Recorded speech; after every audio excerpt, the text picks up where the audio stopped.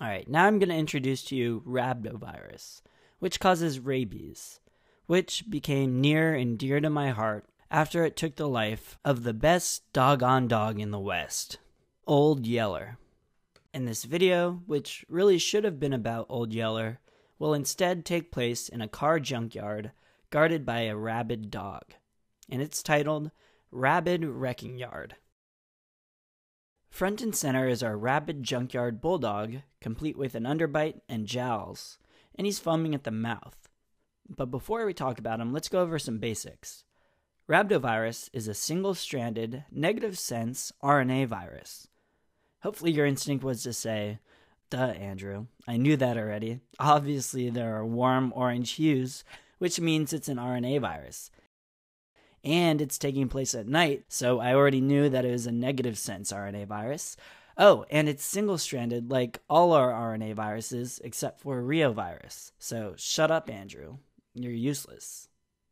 Okay, geez. Well, I bet you didn't know that it's enveloped, because we haven't drawn that yet. We'll give our ferocious guard dog a little doggy hoodie. So now our dog's warm, toasty, and enveloped. The virus capsule is said to look bullet-shaped, so check this out. This is Rhabdovirus under transmission electron microscopy. It really does look bullet-shaped. So back to the drawing, you'll remember that Rhabdovirus is bullet-shaped by these bullets that we're adding to the collar around the dog's neck. He's one tough dog. Finally, Rhabdovirus has a helical nucleocapsid, which we've illustrated by giving this dog a curly, helical-shaped tail. Rabies is a zoonotic virus, meaning it's carried by animals and transmitted to humans. In the US, the most common carrier is bats. Although rabid dogs are the stereotype, that's only really in developing countries. Other carriers in the US include squirrels, skunks, foxes, and raccoons. So let's draw all our little critters here. Bats are going to be on the tree, and our rodents up front. Now, how does it create the horrifying symptoms that caused Old Yeller to go nuts? And for those of you who haven't seen it yet, sorry for referencing the movie Old Yeller so much. Actually, I'm not sorry. If you haven't seen it, you're missing out. It's an American classic. Oh, and in case you haven't figured it out yet, Old Yeller dies in the end. Sorry. Anyway, Rhabdovirus has a glycoprotein that binds to nicotinic acetylcholine receptors in the postsynaptic membrane of the neuromuscular junction. There, in these motor neurons, it replicates. So, dangling from our bulldog's mouth, we're drawing a fat cigar.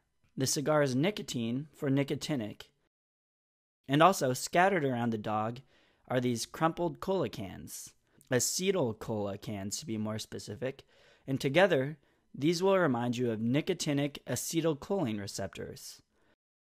To remember that this initial infection occurs in the postsynaptic membrane of the motor end plate, we have a socket with a cover plate coming out of the ground behind the dog. So altogether, it binds to nicotinic acetylcholine receptors on the postsynaptic motor end plate.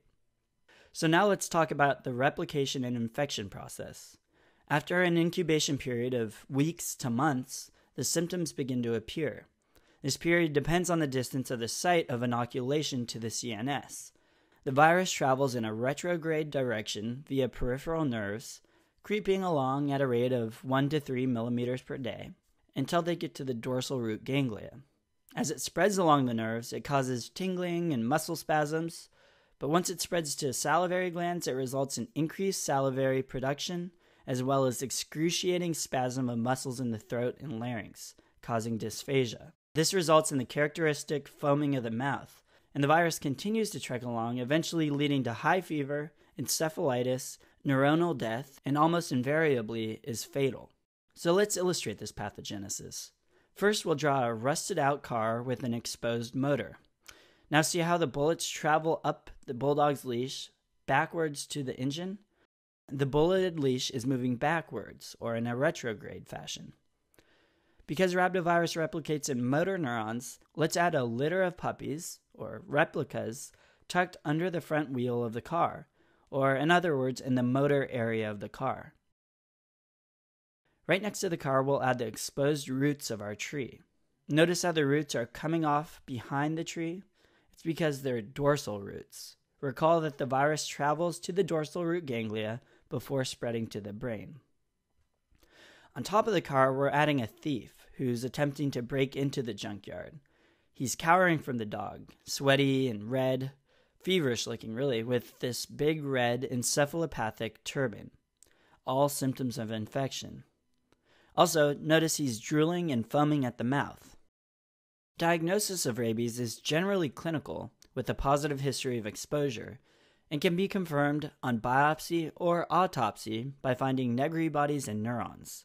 So Negri bodies are named after the Italian pathologist Adelchi Negri, and they're eosinophilic cytoplasmic inclusions that can be found either within the soma of Purkinje cells within the cerebellum or in pyramidal cells of the hippocampus. We'll not only help you remember that Negri bodies exist, but we're going to help you remember the location in which they're found too. So first, let's draw in an old beat-up boat on top of this stack of cars. We'll give it big pink rust spots to represent the eosinophilic Negri bodies. Also, the name of the boat is Integrity, with Negri for Negri in bold. And what's this little creature on the side of the boat? That's a seahorse. The Greek word for seahorse is hippocampus, and anatomically, the hippocampus looks like a seahorse. And on the back of the boat, we'll add a canopy draped into a pyramid shape, reminding us that Rhabdovirus specifically affects the pyramidal cells of the hippocampus. The other cells where you can find Negri bodies are the Purkinje cells, and we'll represent these using bungee cords hanging from the tree. Bungee and Purkinje sound similar, and if you look closely, the tree is also drawn to look like Purkinje cell fibers themselves. And we even have these little pink leaves on the trees to demonstrate that Negri bodies can be found in these Purkinje cells as well. There are only a few known survivors of rabies. That is, among those who did not immediately receive the antidote.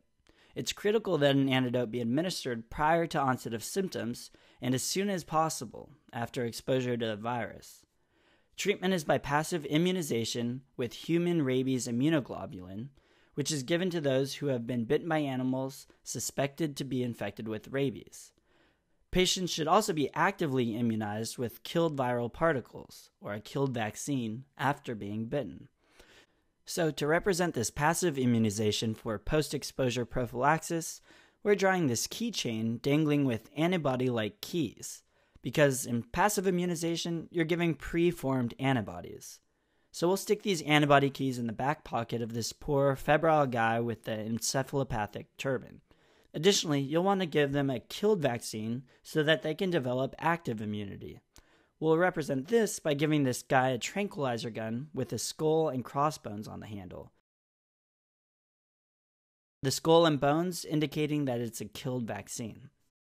And just so you know, it's widely taught that patients should be vaccinated even if they just wake up in a room with a bat, and even if there's no trace of a bat bite, just because bite marks can be small and can go unnoticed.